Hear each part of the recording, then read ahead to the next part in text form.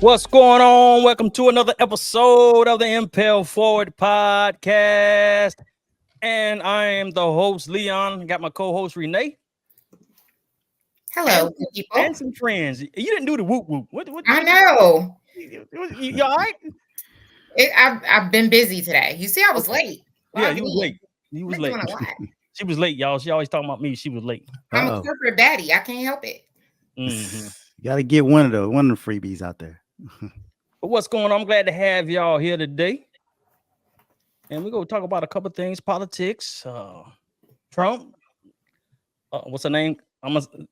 John, they got on me for saying it. They got on, and Larry.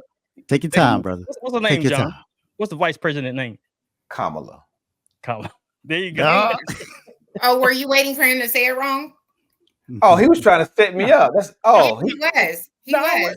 John, don't take the bait. This is why it's been a minute. Since I've been on your show. Now, don't start no stuff now, Larry. I mean, Leon. Here I go. I'm getting his name wrong. It's a lot of me, brother. Hey, it's a lot of people that say a name wrong. Look. We had Larry on here, so we had a panel like this before. The women got on me for saying Kamala. Larry kind of co-signed with him. He comes to see me that following Saturday in the barbershop and says Kamala. I'm like, listen to you, man. But see, that gets us right into the debate. If I may interject, because I don't know if we're getting into which side of this political conversation that we're on, but like I will argue if you were a white person and said Kamala, you would be accused of intentionally butchering her name out of disrespect. But as a black man, you can get away with it. No, I disagree with that.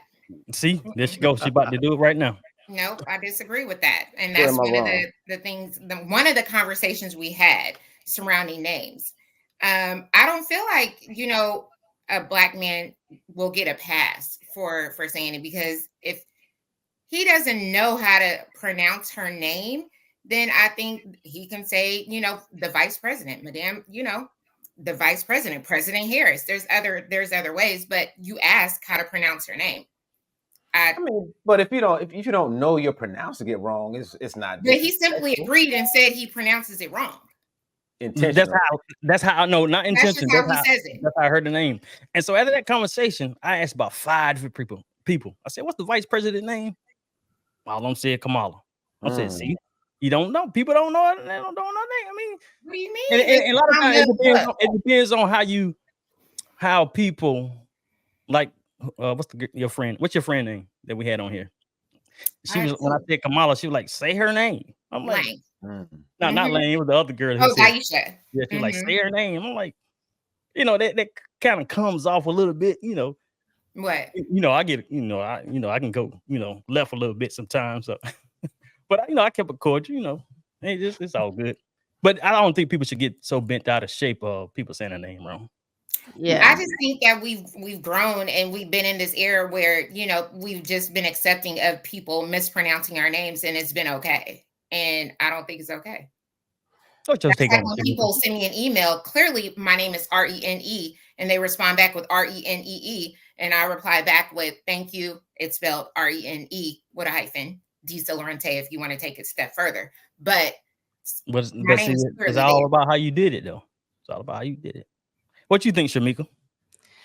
I didn't know how to pronounce her name until the DNC when she had her nieces come out there. So for a long time, I said Kamala or I said Kamala, because when you look at it, it could be Pamela but just with the K, for how some people spell Pamela. But once I learned how to say it, once her nieces said, like a period, but comma, and then la, I'm like, okay, Kamala. So I try to pronounce it right. But before then, no one had given us a lesson. And for me, I don't know. I know who I am. So I don't care when people mispronounce my name or if they misspell my name. I've been on the internet a long time. And like Renee, I can send an email or even just a comment on social media and somebody will come back and misspell it. It happens all the time. It happened today. I don't get bent out of shape because I know who I am. I have self-esteem, admiration for oneself. So it doesn't matter what people, how they spell my name or what they think about me or any of that. It's not going to change who I am or what I think about myself. And sometimes how people pronounce it differently is cute. I do Sky News all the time, Sky News Australia, and they pronounce my name Shamika. And it's cute to me, that's their accent. And so I just don't get bent out of shape by it. But I have tried to pronounce her name right since I heard the correct pronunciation. But I do think people go overboard on the whole say her name or say it's ridiculous to me. And that's when I would come back at, and let me get it right, Renee or Arena. Let me get it right. It's Renee. I would push back on Renee's point.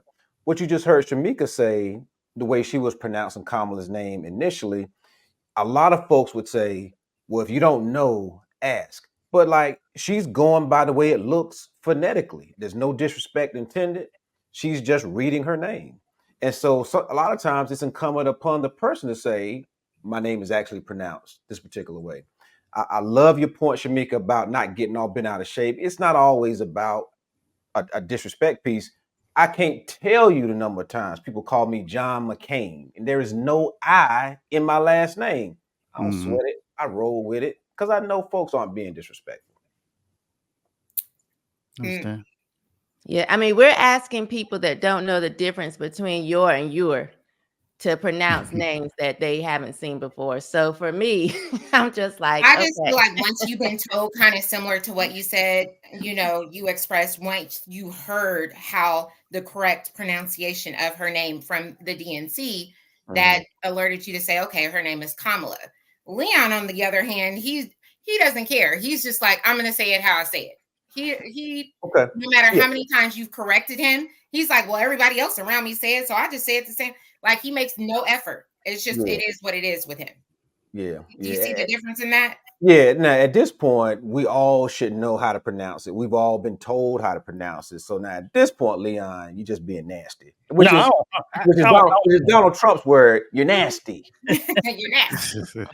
No, it's all good. I don't hate her though. So I know where I'm coming from, a good place. So I don't like people telling me what to do too much, like with that kind of force, like say her name on, I kind of budge a little bit. Hey, get off me. But look, what y'all think about Elon Musk giving out $1 million a day until the election? I think it's ridiculous. States. Why do you have to do that? I mean, that's immediately illegal, right? It is illegal. Yeah. That's. But why would you have to do bribery? That? I mean, he has his own reasons to why he wants to do it. The issue is just doing it in the first place, just offering it in the first place. There's some arrogance there. There's some entitlement there. Like, he knows he shouldn't be doing it, but hey, I got the resources. I might as well, push the envelope. And I think that's what Elon's whole game is: continuously pushing the envelope in everything he does.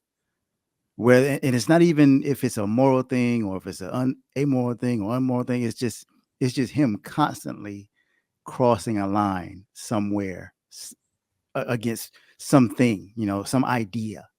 That's his thing. I don't know.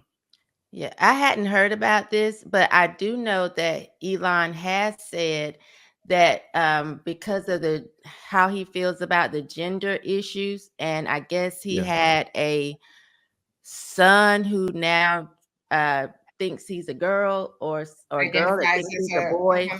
One of those, and he has said, I vow to kind of bring down those that support this type of ideology. So I wouldn't be surprised or shocked, but he has given his reason as to why he stands the way that he does and why he stands with Trump, because he feels like he's taking a stand against that whole gender ideology that he doesn't believe in. So he has the resources to do that. And I don't, I am a mom. I don't know how I would feel if I dealt with it to that degree. I have had a child who said, I don't know if I like girls or boys. And I did take the stand that I had a girl, you will be a girl, nobody's dressing like a boy, you can never be a boy. I was clear. You're XX, you cannot be XY, because to me, when we support that stuff, we kind of play into mental illness, and that was something that I was clear about from the beginning. You can like girls if you like girls, but you can never be a boy.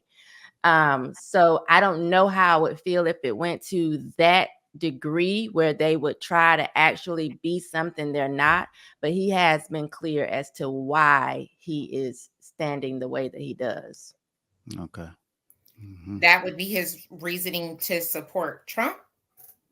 Yes. I mean, when you have the two candidates, it's only one side that's actually pushing this, what they call gender affirming care on kids. So then, yes, he would go the opposite way. I guess I would think differently, especially if I have a child involved, my personal child involved, and you're separating yourself from your child. But then again, I'm not Elon. I don't know their relationship. She's, says it's estranged and they don't talk, and that's okay. He feels like she has some mental illness issues. I say, she looks of age. I just says she likes who she likes and she wants to be who she wants to be. And that's just her decision. And apparently money doesn't move her. Because if a child wanted to be Spider-Man, we wouldn't say, hey, climb out of the building and see if you can scale the outside. I think when children or anybody has this idea that they can be something that they clearly cannot, I don't have a problem with people saying that's impossible, because some things are impossible. And I'm not going to affirm someone's mental illness because it feels good to them. You can't be Spider-Man, and a man can't become a woman, and a woman can't become a man. That's just what it is. I'm going to have to disagree on that. I think that there are new age and technology. I say be who you want to be. Right. If that is what you want to do, if that's what you feel you are, and you do as you please. It's not my job to say anything, or it's not my job to overly protect somebody else's kids or children from being who they want to be. That is their family's household. That is their child or their grown adult's decision. And as an adult, that is their decision. But I feel like, if that's what you want, then that's what you want. Yeah, but it's not true.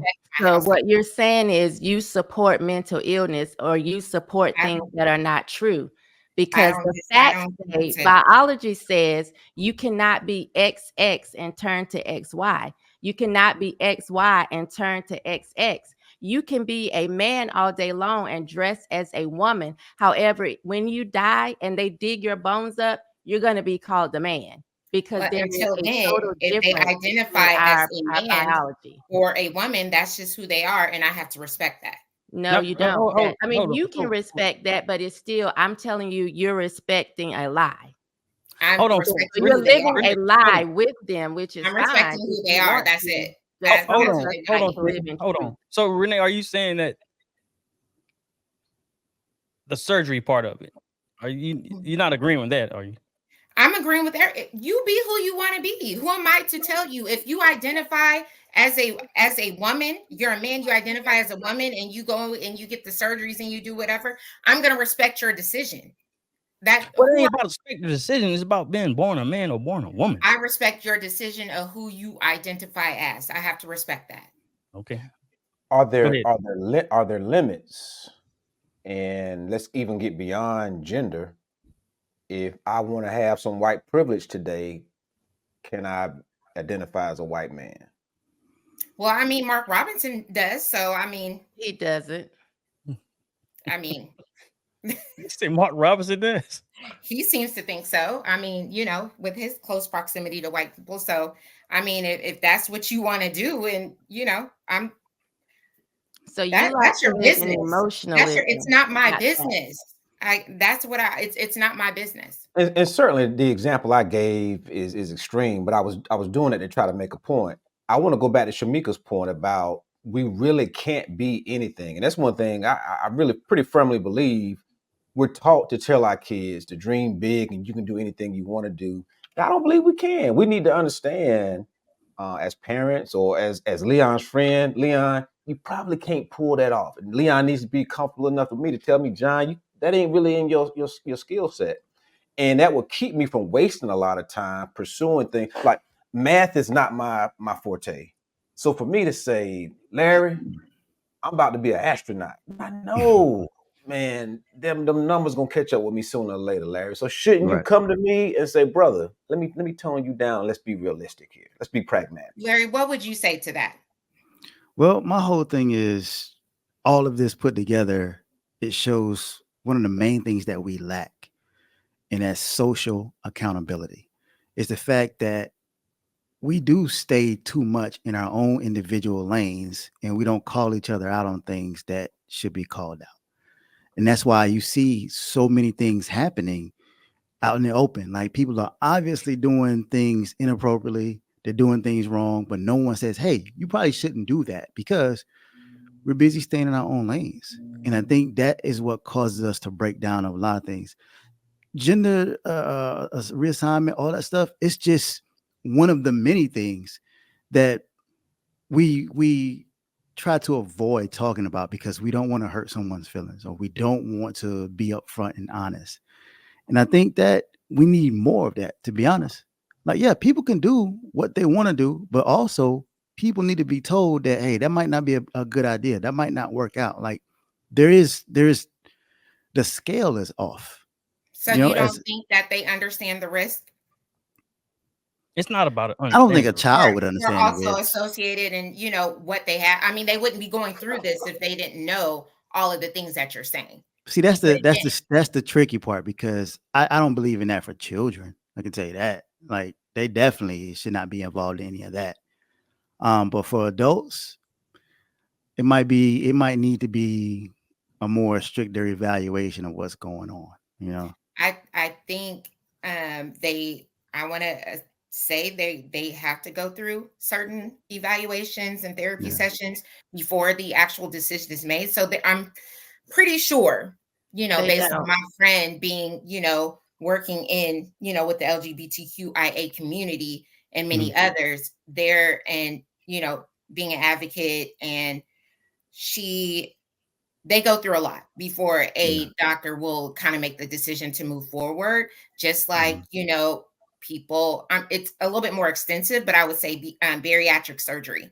You have to go through a lot before you're able to sign off on it. I have a coworker, she had to have 4 therapy sessions prior to being able to get approved to move forward with that. Like they had to approve her to be able to have that type of surgery. Does that make sense? So if she has to have 4 for bariatric surgery, the sleeve or whatever, just imagine for a surgery of that to that extent, to what you have to do prior for the doctor to administer the procedure. It's not something you can just walk in today and say, hey, I want to have this, and they do it. There's a lot of things that go through before that.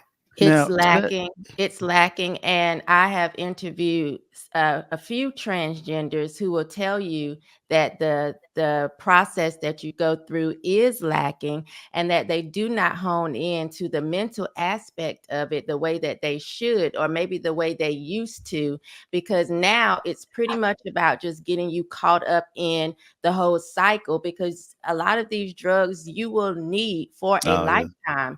So I've talked to many of them who said, I had no idea. I didn't know. And there are those who are trying to go back to what they started that wish they understood it in its complete fullness prior to doing that. So, there are cases or, circumstances where they aren't informing. Is it really lacking, or are they just saying whatever it says so that they can bypass and go through it's like the COVID shot. They weren't completely honest with everything going on with the COVID shot. They were telling you, hey, if you get this shot, you're not going to get COVID. That's how it started out. And then they backed up a little bit. Oh, you won't get it as bad. Or, they are not being completely honest. And anybody that trusts big pharma to the degree where you would think there's no type of deception or error is just living in some type of fantasy world. Because when it comes to money, people would do anything for $1. And like tell these people, hey, you're gonna be a boy tomorrow, when you know that that's not the truth. So I do think that people are not being told completely or walk through it like, hey, they're gonna be lifetime repercussions of this.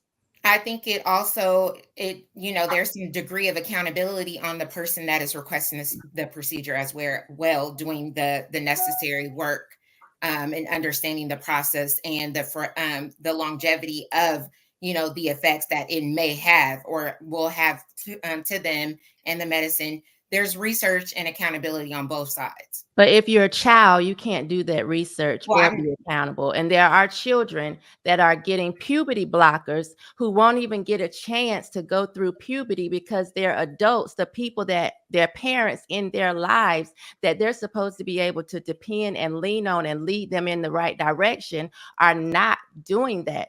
So if you're 10 and you're saying, hey, if you're a 10-year-old girl and you're saying, give me puberty blockers so I won't grow breasts, that's crazy that we are actually allowing that to happen. Now, if these people were 18 or grown, yeah, I would then go into the whole, yes, you have to be accountable for the decisions you make. But we are allowing this to happen to children.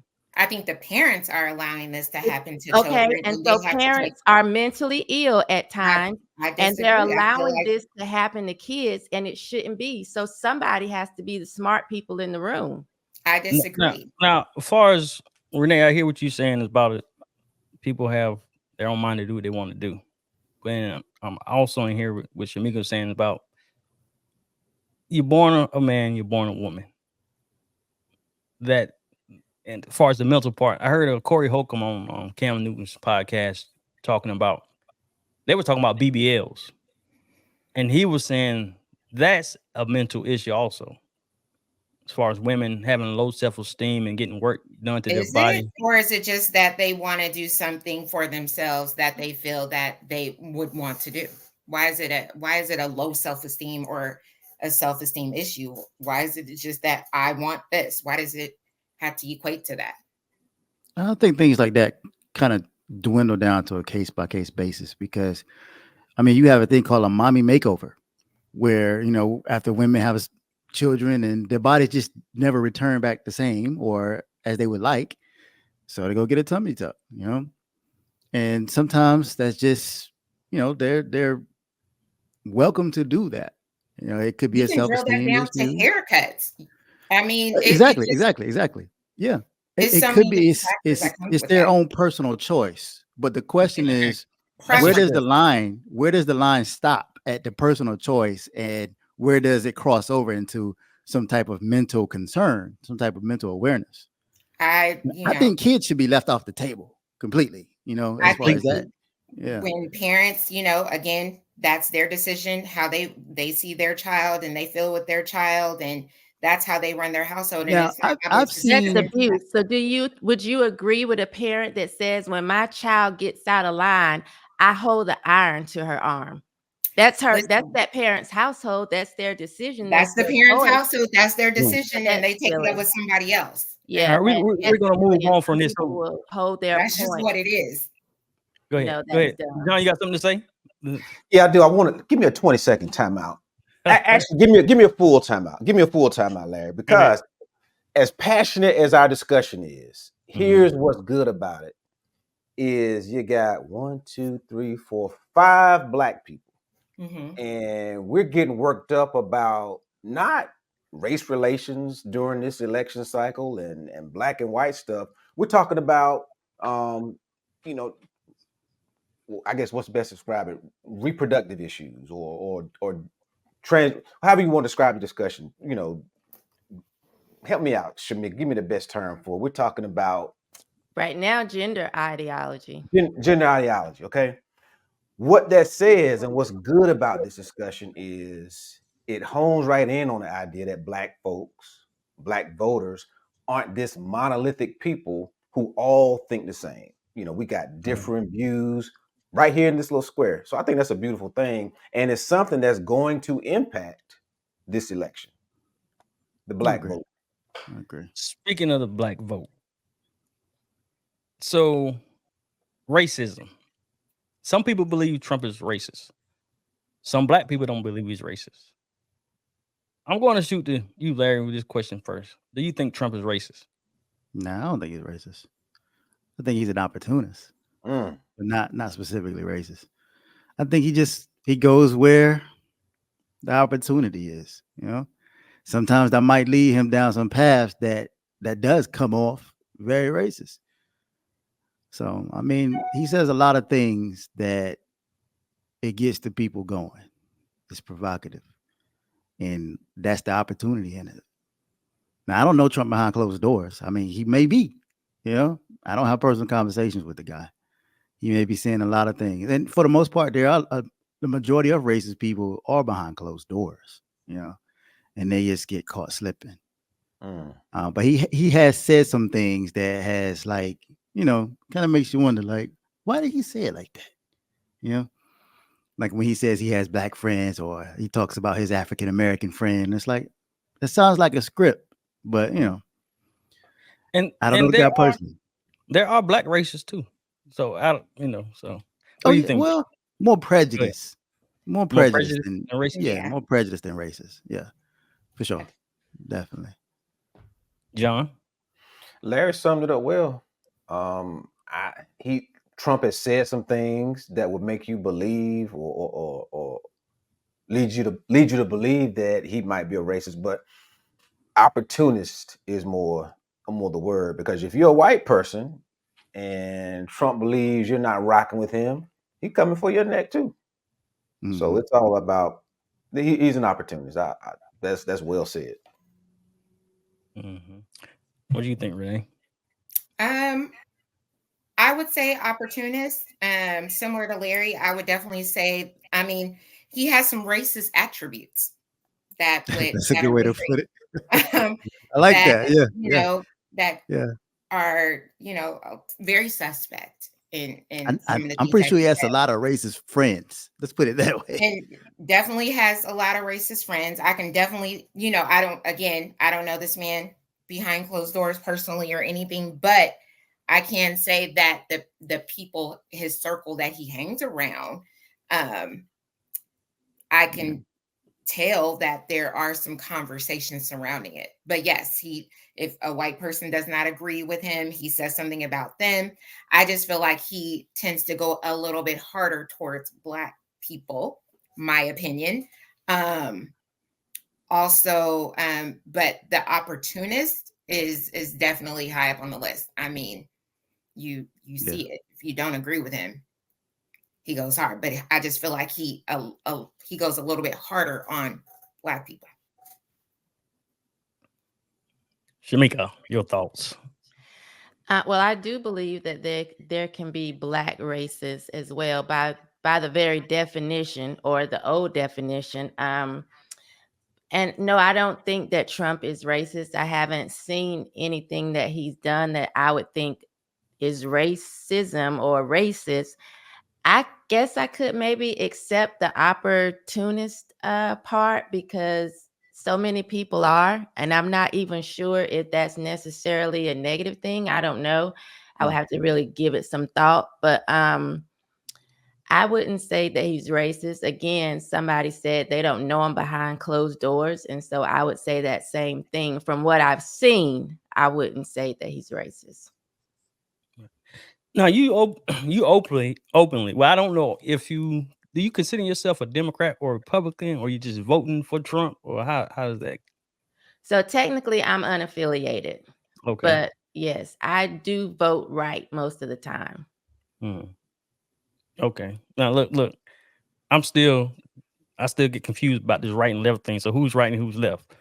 Democrat or the Republicans would be right. Okay. Yeah. Now, why do you do that?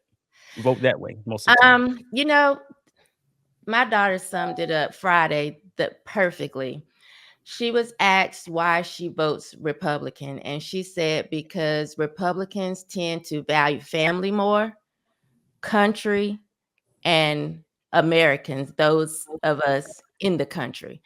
And so I guess I would have to agree with that. I think that was just the most basic, she's only 19.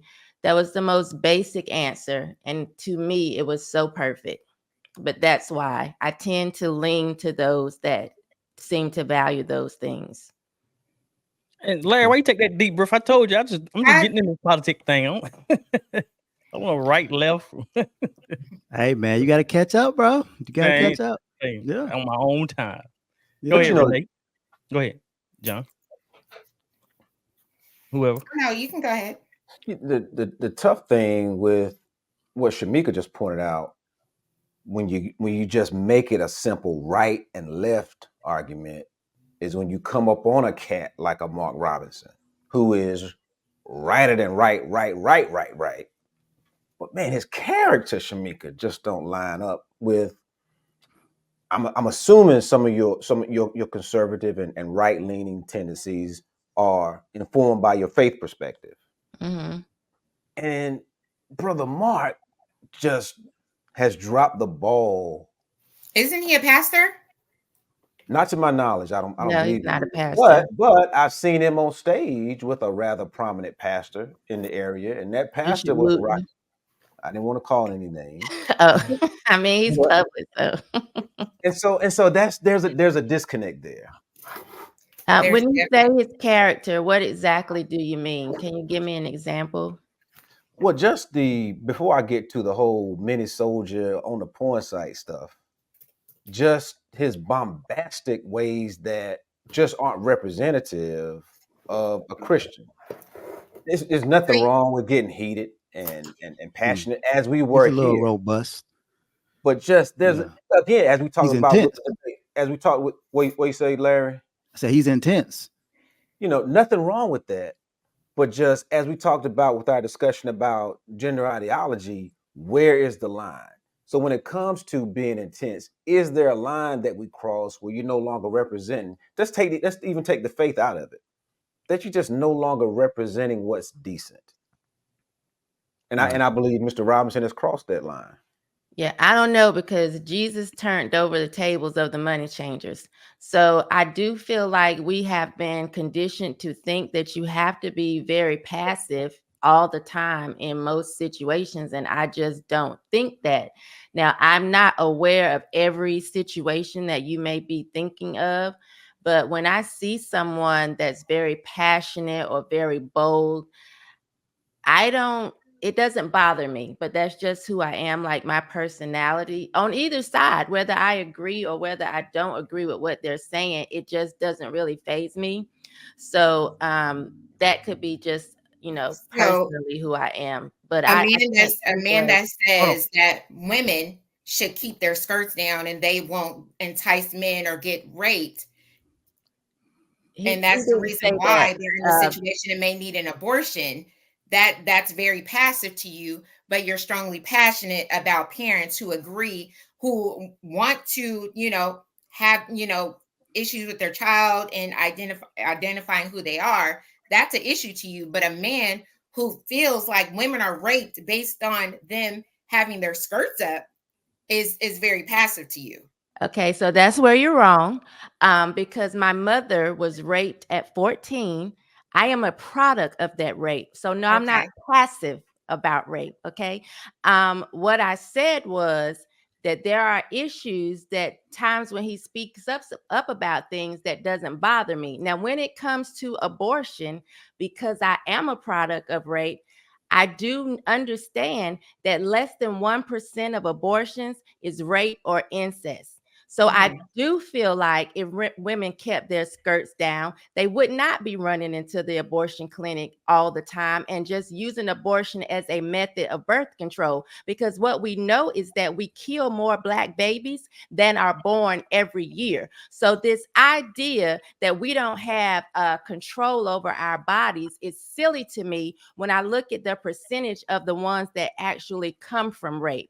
Most of the abortions are because women are being irresponsible with their bodies that they claim they don't have choices over. And that's what the issue for me is. So, I'm not passive about it, as you might can tell. I do agree with you on that. Most abortions or women getting pregnant are not coming from, Well, I don't have any numbers, but I wouldn't. It's I don't less think, than 1%. I wouldn't think most women are getting pregnant from rape and things like that. But why is abortion so important in this election? Why is is there it a main anybody's topic? business? Right, Because that's what I'm people asking. want to be irresponsible. This is not the days of when Mr. would just climb on top of his wife and do his business. That Women happens all the actually time. have choices. They have the choice, as Mark Robinson would say, to keep their skirt down. They have the choice to be on birth control.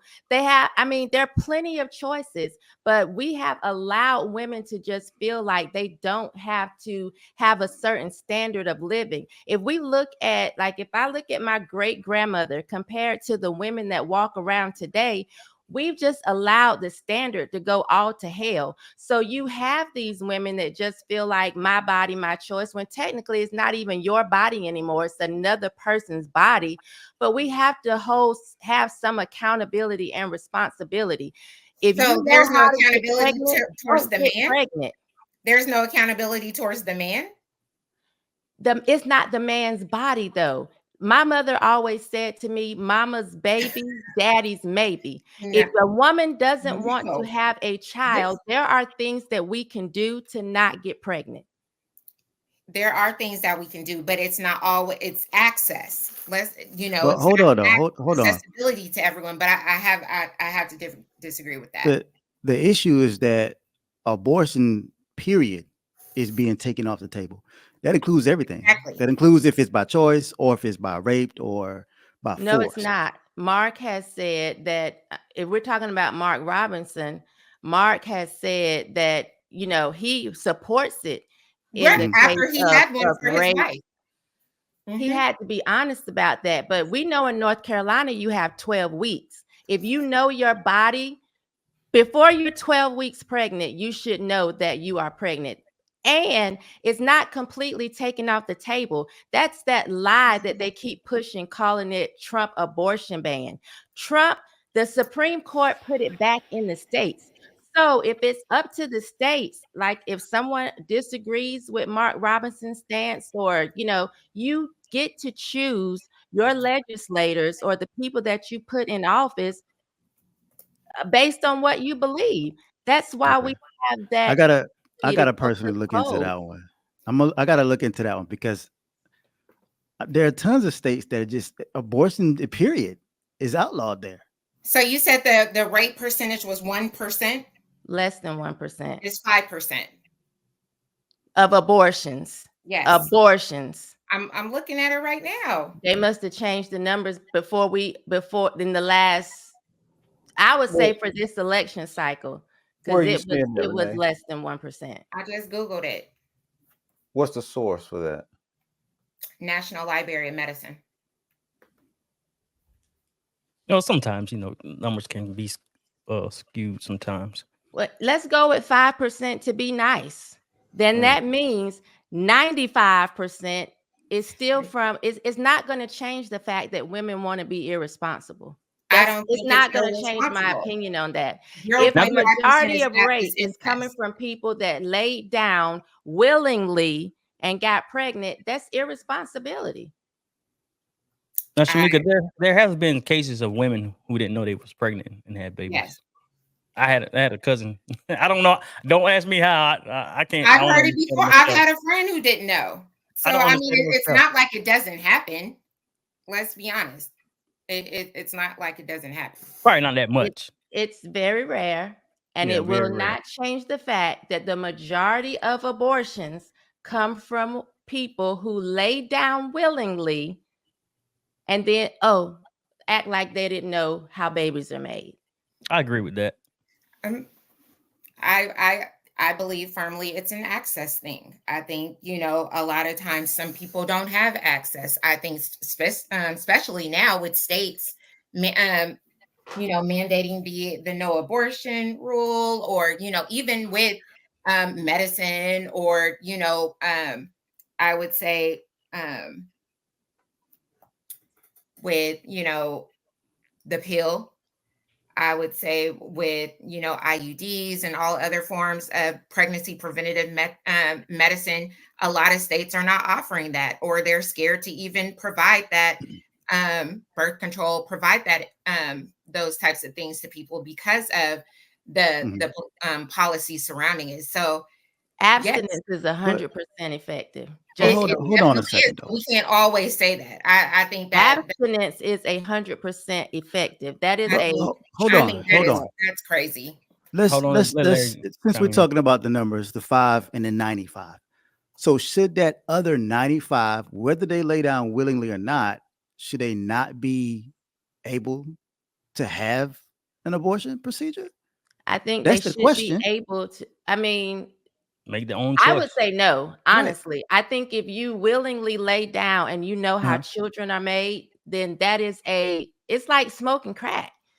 If I know what smoking crack does to me and I go out and smoke crack, should I not get high or should I not have an addiction? These are choices that we make.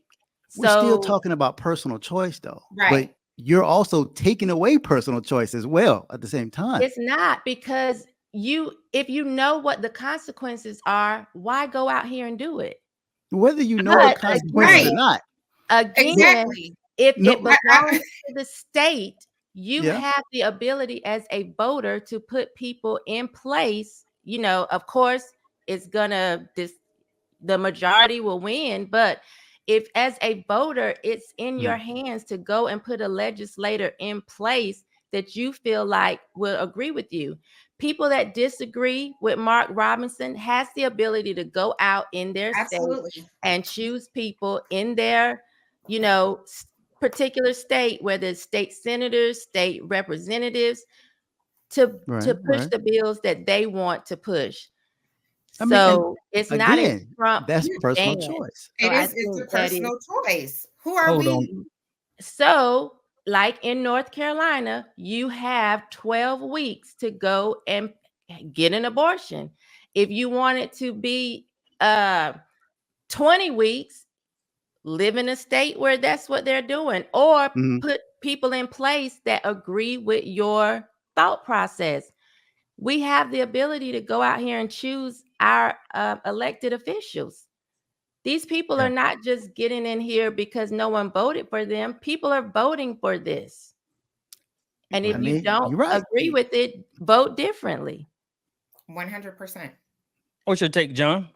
Shamika is hitting on it. And y'all, I'm going to take a 20-second timeout because I'm getting ready to check myself out the game. But Shamika is hitting on it. Like, all of the stuff that we're talking about, these issues are on the ballot. Now, we won't see abortion by name necessarily on the ballot, but you listen to the candidates, not just the national candidates, but even our local candidates, those judges. These are the folks who can shape policy, those legislators. These are folks who can shape policy. So that's why you have such a record turnout right now with in North Carolina, a little over 1 million people have already voted early because these issues have folks passionate about getting their people in office. And so here's the other thing. I'll say this as my part shot before I get out of here. The voter rolls have been purged, right? If y'all heard about the 747,000 folks who've been purged from the ballot. And so I'll leave y'all with this, make sure you're not one of them who's been purged, because I would hate for you to show up. Oh, I already voted. Okay, good, Renee, because I would hate for you. I would hate for your loved ones to show up and they realize you ain't on the ballot. So you can go to safe. Well, I can't detail in detail the process of how it happened, but folks have gone through and look and see who's not eligible, see who hadn't voted. And so my point is, you can do something about that. The same way you can use your vote to put the right folks in place that agree with your particular policies. You have the power now to go early and find out if your name has been purged, get registered, bring your ID, and have your say in this election. I got to go to the locker room, y'all. Does it mean you about to leave? You about to go? Yes, sir. I had one more question to ask you. Go ahead. Project 2025. Do you think it's a real thing, or is this a scary tactic? I gotta go with that. When the Maya Angelou principle, when folks show you who they are and tell you who they are, you got to believe it. I gotta go with the document that's been presented to us, that it's a real valid thing that can have some consequences. Have you seen any of it? I hadn't studied it. You haven't studied it. Okay. So a lot of people believe that there are big consequences if Trump is elected president. Project 2025 has been around for years. Has it been recently updated? Yeah. I ain't never heard about that. You know what they said when you make that comment is, and I hate that someone had mentioned it today. It says, someone made a comment online that says you can, quote unquote, if you want to know, if a Black man wants to know about policy or want to know about policy, put it in a book because they'll never read it. Well, they said about anything, put it in a book. That was specifically on Project 2025. Valid point. Yeah. Meaning that Larry, really take a look at it. I've been hearing things off and on about it, off and on.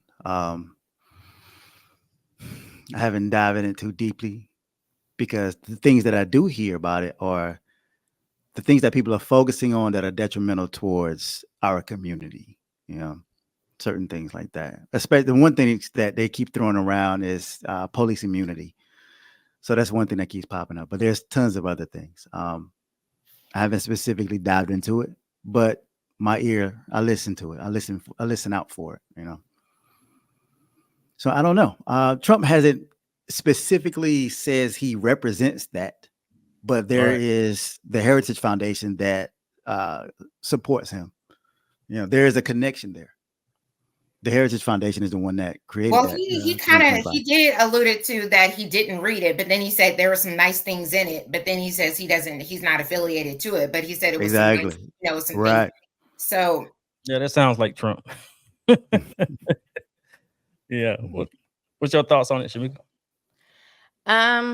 Again, was it the after school special, how a bill becomes a law? We know that Project 2025 is a bunch of conservative think tanks that came together to say this is what we would like to present to the next Republican president. And it has, as Renee said, been around a long time and it's been updated. One of my very close coworkers, my friend, works for the Heritage Foundation. So I agree there are some good things in there. I haven't read all 990 something pages because that's a lot. And again, I know how a bill becomes a law or whatever, so I'm not too afraid because there are some things that just will never pass. In my opinion, I think trying to get rid of porn will never pass. I just think it's too far gone. It's like trying to put the toothpaste back in the tube. You're just not going to do it. So I'm not very concerned about some of the things that I've heard because I just don't think a lot of it will ever pass. As long as we have the ability to vote. I haven't heard a lot of the negative things. One of the things I do agree with that I read myself is taking the penalty away from welfare recipients, females, where we always say, they made the woman get rid of the husband, so she could get welfare. And it wants to take that away so that people can actually have whole families, whether you're on welfare or not. I actually like that idea. Okay. What was you saying, Renee? Well, I don't know. I mean, to say that we don't know that they would pass for sure. I mean, yeah, but also we didn't know that, the overturning of Roe versus Wade would happen, and then you look at the Supreme Court and it happened, right? I guess it really depends on the House, how many people are in favor of a lot of those things listed in Project 25. Roe versus Wade was never a law, though. It's never a constitutionally protected law. To act as if that is the same, it's not. That's disingenuous. I would say that to say that we would ever think that Roe versus Wade, something that was, never a law, that's that in there, and that it was we never had a law, agreed on it. though. If it wasn't, then it wouldn't be a huge ordeal about it. There's being no overturned, if it right? wasn't. There is fact and there is fiction. It was never a law protected by the Constitution. That's a It wasn't fact. protected by the Constitution, but it was a Because law it in was which not that a we law referred to. protected by the And Constitution. It's it not was like a the law First, in which Second, that we Third, can Fourth refer to in Amendment. It's court. not Hold on, that. hold on. Look it up, Renee. Use the World Wide Web again. But to say that things that we don't, a lot of things will not pass, I disagree with that, because it really depends on the House of Representatives, who he has, and whoever's in favor, right? Whoever wins, who they put, who the elected officials or this, your constituents vote you in, it can lean either way. So can we say the same thing about Kamala if she gets in office and the reason people are voting for her? I don't know her policies. Maybe we can talk about that. You say his a big chance that some of the things in Project 25 may pass.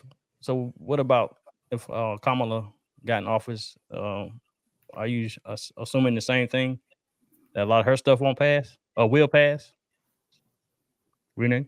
I'm saying we don't know, right? It's just like Biden. He's been fighting for this, the loan forgiveness for, since he's gotten to office. Has he made great strides? I think he has. Yes, he has. Has, he may do on his promise where it's, everyone based on, his, their, I would say, financial situation? No, because it's not passing. So how can we trust this whole system? It's hard for me. You said what? How can we trust this whole system? Oh, that's So the that's- Roe that's- versus Wade is a landmark Hold on, decision Larry. of the U.S. Supreme Court. The court ruled that the Constitution of the United States protects a pregnant woman's liberty to choose to have an abortion without excess government restriction. It was not a constitutional law. You just said that still with what you just read. You just confirmed that it was not a constitutional law. It was interpretation by the Supreme Justices at the time. So these Supreme Justices have come and said, this should not be a federal thing and it's not constitutionally supported. So they took their hands off of it, put it back in the states where it was previously, prior to it actually being federally protected. So it was never part of the Constitution. This was interpretation at the time based on that case that was presented.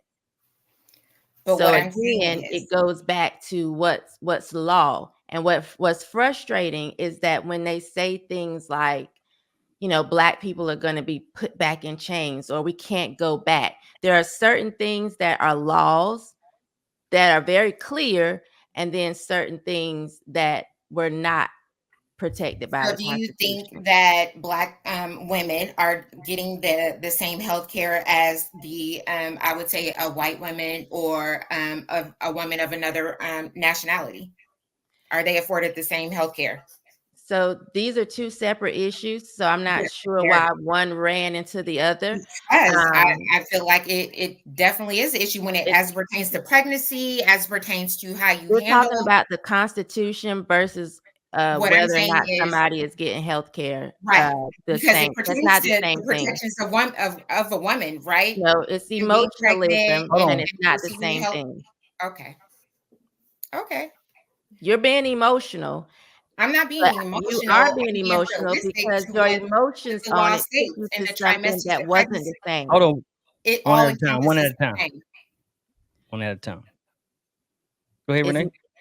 Oh, go ahead, Shami. No, you go ahead, Renee. I feel like that law encompasses everything as it pertains to a woman and her body, whether it's abortion, whether it's, receiving the standard of healthcare as any other woman in any other nationality. I believe it has to do with women in general and their rights to their own body. Okay. And if it wasn't a huge issue, it wouldn't be on the docket today and it wouldn't be an determining factor in which these presidents have difference in opinion. Also, it wouldn't be brought up to the Supreme Court for them to make a decision to say, oh, it's the states, it's the states' decision to make. I feel like Trump wouldn't put elect 3 Republicans on the Supreme Court with the knowledge that they would overturn Roe versus Wade, because that's what he wanted. So I believe there are a lot of different things that are associated to that decision as a whole. I think there are a lot of emotions that would cause you to associate them, and that's fine. But again, that wasn't a law. Now, when it comes to the question you asked, which to me is totally different, but again, I understand that people emotions will have them run things back to back to back. I do think that there are instances where Black women are not getting the care, or I would go as far as to say poor women are not getting the correct care, because I do think it goes across the board. When you have money and you can, it would be according to the facility or the doctors, because I don't think America is racist. I don't believe inanimate objects can be racist, but you are as racist of the people that are in certain positions. And so I do feel like there are instances where people, racism or classism will cause them to not get the care that they deserve. So I do believe that. And that has nothing to do with abortion to me. That could be, my back is hurting and they're saying, oh, you're fine, when all the while your kidneys are shutting down. I think that goes across the board, that, yeah, there are instances where people don't get the best health care. I think classism plays a big part in that too. Yeah, that's one thing that just plagues this country in general. We are so separated by so many different things. We're supposed to have all of the same amenities and features and attributes and whatever have you, but depending on where you fall in economically, you can be determined to stay there. There are forces determined for you to stay there, whether you want the same health care or not. So classism is strong around here. Now, Shimmy, you made a statement. You said you don't think America is racist. No, I don't think an inanimate object can be racist, but I do think a country is as racist as the people in it. So there are racists in the country, certainly. Yeah. Oh, yeah. So that's just, a little word. Inanimate object can't have feelings, But a lot of that relies on the power of the people and how this country was built. Yeah. A lot of the people who built this country were racist people. Like that's just how it was. A lot of the forefathers owned slaves that said, build this country for us. We're just now starting to get, and I don't know if we're going to go into this route of the Black community and Black African Americans or whatever, but we're just now trying to get some kind of leeway. I mean, segregation was only like in the 60s, like when they desegregated the schools was only in the 60s. That's really not long ago. And when you say leeway, what you mean by leeway? Because it's still a big division just between black people, period. I'm saying between Black people, not even black and white. I'm talking about blacks. For me, I kind of put on a lot. I put a lot of Black people. I put all of us kind of the same, because no matter if you're rich or poor, a lot of Black people still look the same way. Right. No matter if you're rich or poor. So I kind of we're all the same. Now there are a lot of Black people who think that we're not the same, but eventually they're gonna get a rude awakening. I mean, it wasn't almost a decade ago. I can't remember. Don't quote me on the time, but somewhere between 5 or 10 years ago, somebody vandalized one of LeBron James' house and wrote the N-word all over his garage. It was a couple years ago. That was a couple years ago? I think that was a while ago. Do you remember the incident though? You know what I'm saying? So I never saw it. I remember him talking about it, but I never saw the proof. Yeah, it was a news report and everything about that. But being in America, like, doesn't matter if you're rich or poor. What's your skin color? And as far as America being racist, man, that's a rabbit hole. And I think a lot of us know about that rabbit hole. It just depends on what direction you want to go in. So when I talk about leeway, we're just not kind of getting to a point where we're stepping into some rooms that we weren't able to step in before, if that makes sense. We're finally starting to get to, now, not saying that, the door is opening wide for us, but there are some instances, you're starting to see Black sports owners, they're sitting in the owners' boxes and things like that. Granted, they had to rub a lot of elbows to get there, but there is some changes taking place. Not as much as we would like, at the speed that we would like, that we would need, Yeah. But there are some changes. So I mean, that's a whole different topic. Yeah. So I was Dr. Umar. Y'all know who Dr. Umar is, don't you? Know of him. Nick Cannon asked him about voting, who he's voting for. What did he say? He said he don't think he would vote for anybody, but he said he would vote for either or. And some of the things he brought up was miseducation, mass incarceration, homelessness, gentrification, and the economics. Yeah.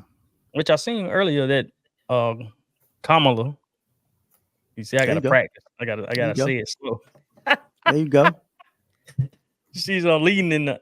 I guess they said she was leading in that vote in that area as far as economics.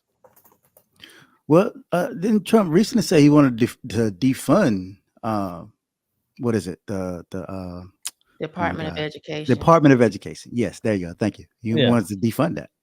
So that has something to do with school of choice. Say that all that run together. What you mean? As far as what connection? I heard him mention that about.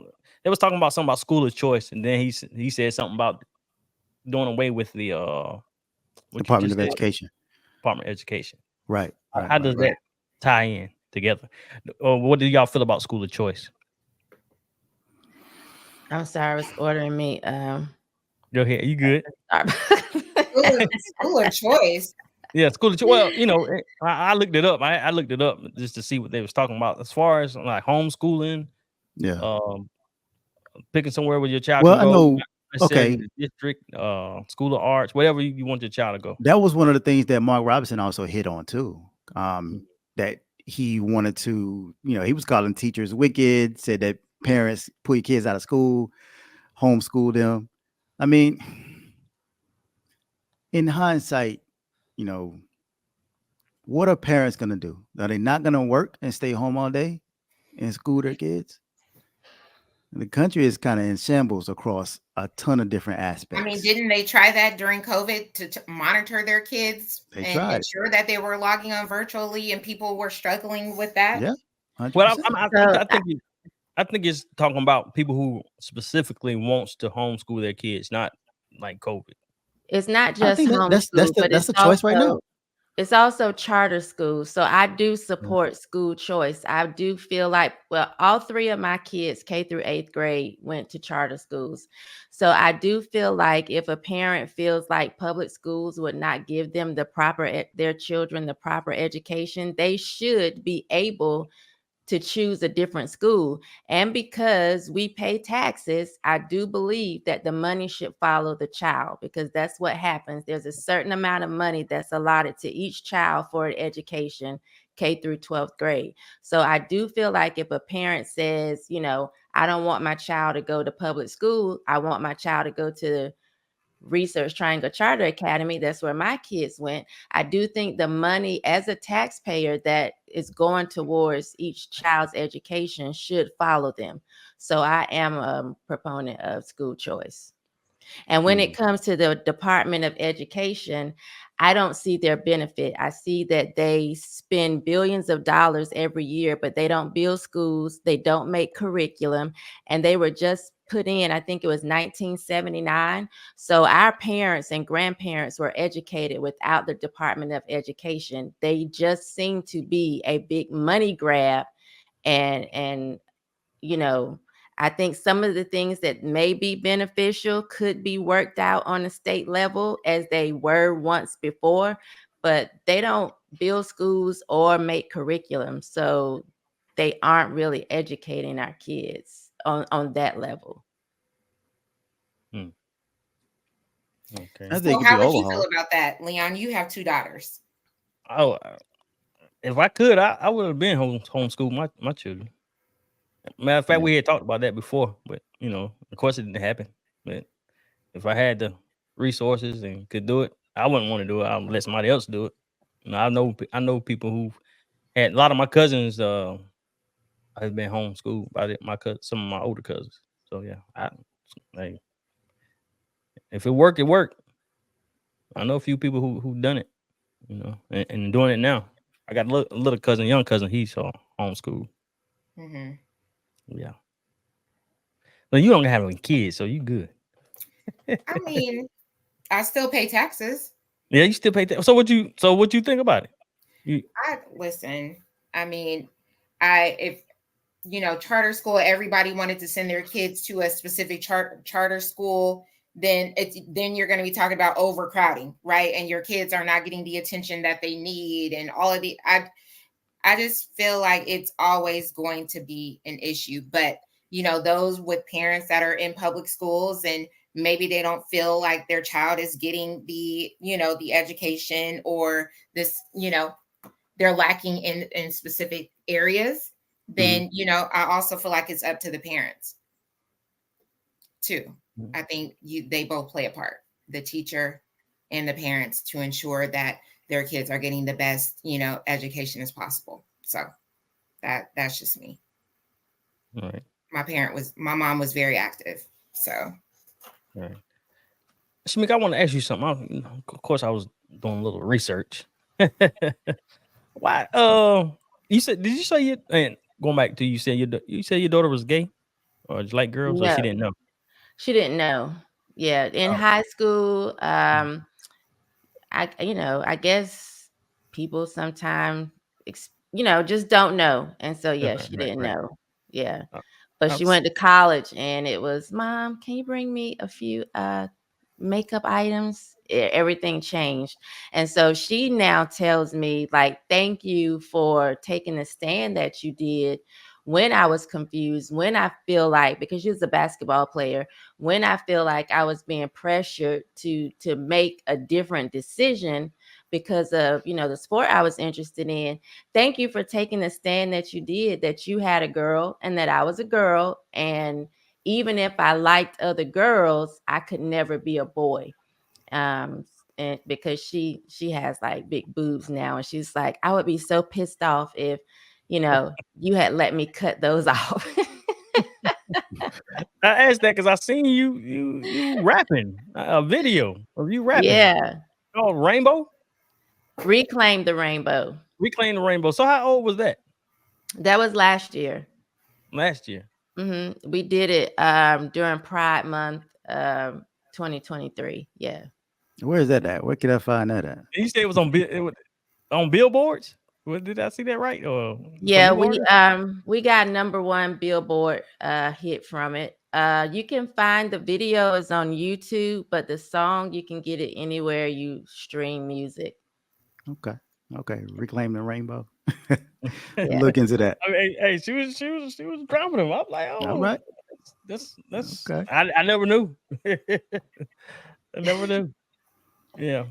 So we go about to end this, but I got one question. So Renee, I talk about this a lot, about specifically doing things for Black people.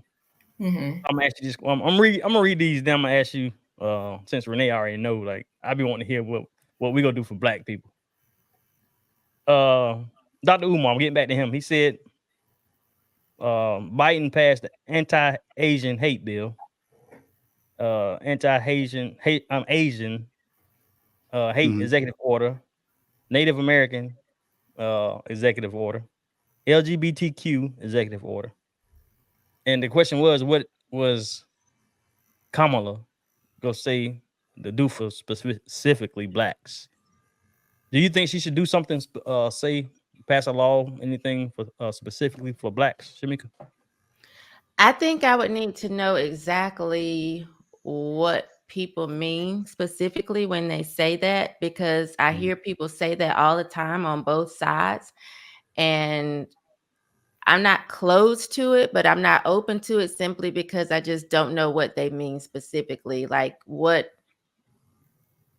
I would assume, if you're going to do something specifically for blacks, that it would help all black people. And so I'm trying to think of what could actually be legislated to help me differently from, say, my white friend. I don't know. I would have to have more detail. Well, you know the number one answer. Say that. What's the number one? Reparations. But we ain't got to talk reparations, about that. right? Everybody has different opinions. I know Larry says you can't give that to everybody because they're gonna go right back and throw it away. Yeah, but when you think of reparations, why does it have to be money? Why can't it be some sort of equity? That's part of the plan. Like that should be stated. Like, yeah, I don't really believe in equity. I believe in equality, but not equity. But let me say and be clear, I haven't done a reparation study. I respect the people who actually have put the time and energy into it. So I don't really argue one way or the other. But let me be clear: if we get a check, I'm cashing it. I just feel like there's other things you can do as far as with interest rates when you're purchasing a home. That would be different than, others. Also, I feel like maybe, it can be in a way of the price for a particular home of some sort as it pertains. I just feel like there's other things outside of just giving people money. When you hear reparation, people are like, oh, it's money. Yeah. But I feel like there's other things that you can do with that. Yeah. And I'm gonna challenge you a little bit on that one, Shamika, as far as we need equality over equity. The equity is within those reparations, meaning, getting fairness for housing, things like that, instead of being, we still have a lot of redline communities that have been stuck that way. Job opportunities.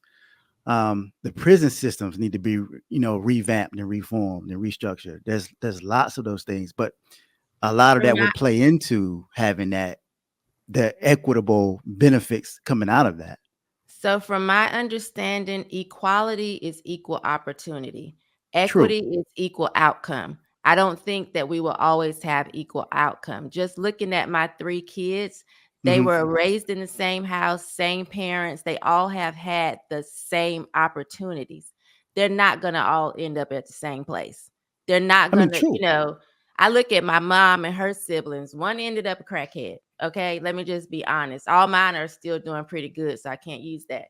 But one of her siblings ended up a crackhead, although they had the same parents with the same opportunities. So I do believe in equality. I just don't believe that everybody will have the same outcome. I think that is a utopian idea that's just not realistic.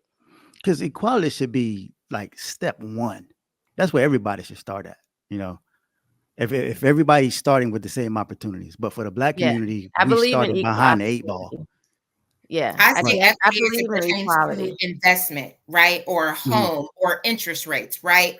So if you look at reparations, you look at maybe, the going interest rate might be 8%, right? But if we're looking at it from a reparation standpoint in a certain community that, it benefits, then our interest rate would be 5%, right? And I'm just throwing this out there.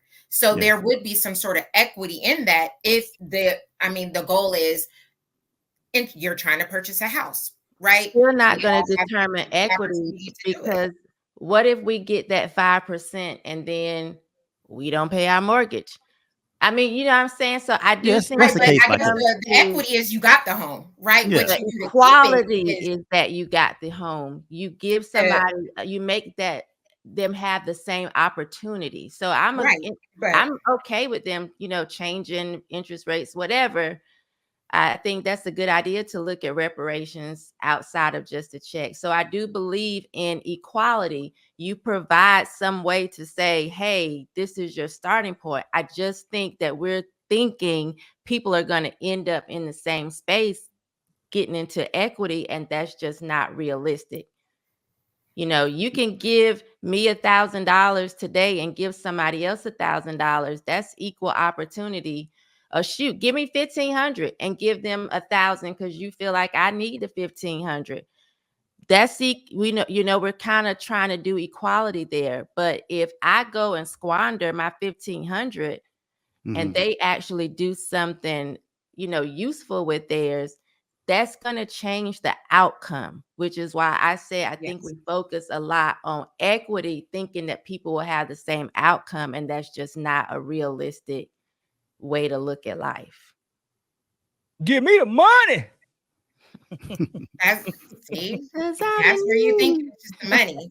Yeah. And then Larry wants you to have a coaching session before you get the money. Yeah. No. Sure. 100%. No. Let people do as they may. Yeah. We've been doing it the whole time. We're already doing that. That's the problem. What, doing as we may? Yes. Yeah.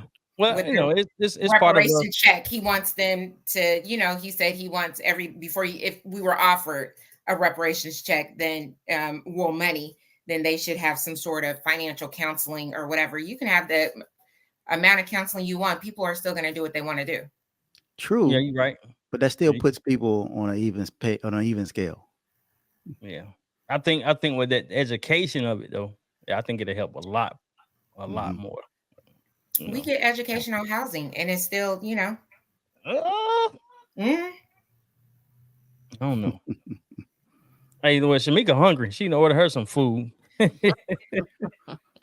like, what's they say? Time's up. I gotta go. Time's up. All right, well, it's been good. It's been good, man. I hope we can do this another time again.